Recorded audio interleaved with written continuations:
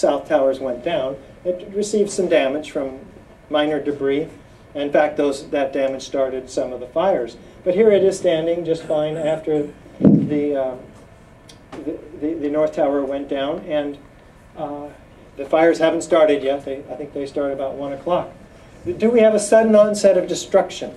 Let's take a look and see if there's any of this data that fits at the base of the structure. We'll listen to Dan Rather and see if his insight is helpful. Okay, I'm going to need you to turn me back on, Sander. Turn sound for the PA system of this other channel. Or that other channel. So we have a sudden, smooth, symmetrical collapse. Interestingly enough, it should be on, Richard. Okay. Which one? We need you to make sure it's on. It was on last time. Not on mute. That's me. That's you? Yeah. This is you. This is the other channel that we had before. Okay. Right. So make it go.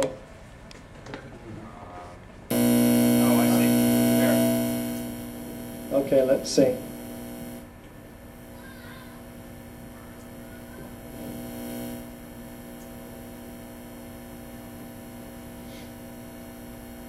Let's take another look from there. Smooth, straight down. Symmetrical. It's gone, man. 17 down.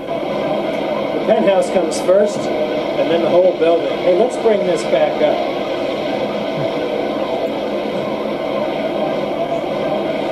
That penthouse going down a second before the rest of the building is really indicative of the supporting structures beneath it all through the building going first. But I'm not quite convinced yet. Let's look at a controlled demolition on the right, building 7 on the left. Is there any comparison? Is there any similarity enough to warrant a real investigation into the possible use of explosives? Should NIST have considered seriously this hypothesis? We think so. These fires started about 1 o'clock. They worked their way around to the back side, the north side of the tower, curiously enough on the 12th floor, where the Securities and Exchange Commission lost thousands of files related to hundreds of cases it was actively pursuing against Wall Street companies like Enron and WorldCom. So the worst fires are on that floor, and we have those fires, though, going out about an hour before the initiation of collapse. So it's a real problem for the official story. You can learn more about this in our 2-hour DVD.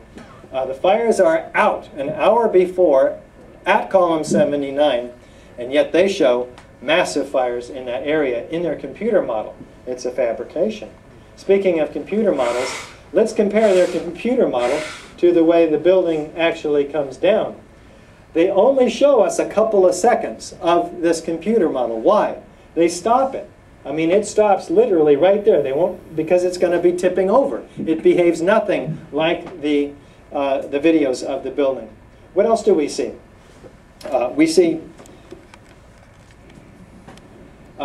these beams just giving away 400 per second throughout the inside of this building, like a sandcastle being sprayed with water. This is not the way structural steel buildings behave. They're extremely redundantly designed and robust. So we have 3 problems, very serious problems with their model, and the 4th, of course, is they will not release any of the computer data for their models, any useful computer data. Massive bulging and indentation on their computer model is what you would expect if there was an internal cascading failure of 9 floors, which is caused, by the way, by this new phenomena, thermal expansion, which results in the internal failure of this building. But this is not what we see in the videos at all. And yet they say it's consistent with the videos, and it is not. Of course, we have it falling nearly into its own footprint, which is one of the goals of controlled demolition, and to avoid damage. How do we bring a building straight down smoothly into its own footprint?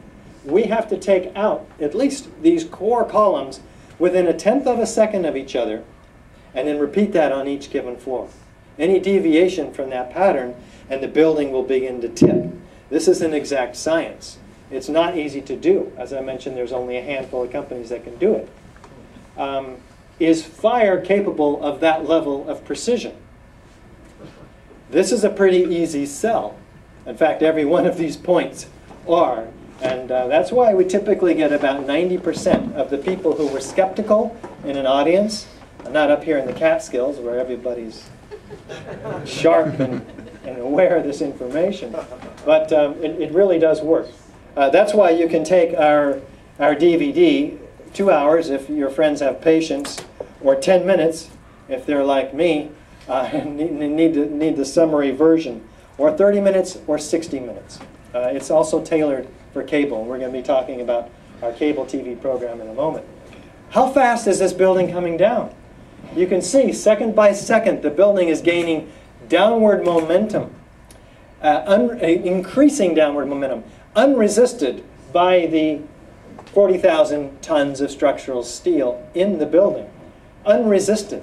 That means all those columns had to have given up all at once in order to have free fall. And NIST acknowledges free fall for 8 stories of this building, the first 8 stories of this building's drop. That's as fast as a bowling ball drops off the top of this building or this brick. I mean, how can a building fall this fast? How can that happen? The structural steel is over-designed by a factor of 3 to 5 to keep that from happening, to keep any kind of collapse from happening. Do we have the total dismemberment of the steel structure? This was a 47-story moment steel resisting structure, very rigid column to beam connections, and yet it falls like a house of cards in just a pile 4 stories high. Any collapse should have been much higher. And of course there's never been a collapse due to fire in high-rise steel frame construction. They're fireproofed. There's a whole bunch of reasons, as you'll see, that they don't. Buildings that fall due to natural processes, like these in an earthquake, you see the building doesn't decompose into its individual structural elements. The concrete is not pulverized to powder. You see the mangled building at the end, in the aftermath. We have minimal damage to surrounding structures. We had a little bit of play here. I'm sure somebody got sued for not bringing that building perfectly down into its own footprint. All in all, it was a pretty good job. I probably could have done better, but no, I don't do these things. Do we have sounds of explosions heard by witnesses? There's 3 or 4 in the 2-hour version. Here's one very gentle. When we got to the 8th floor, I started walking to one side of the building. That side of the building was gone. The first explosion I heard when I was on the stairwell landing, when we made it down to the 6th floor. Then we made it back to the 8th floor. I heard some more explosions. What's the sound? Like a boom, like an explosion. More than one? Yes. We started walking down the stairs and went to the 8th floor. Big explosion.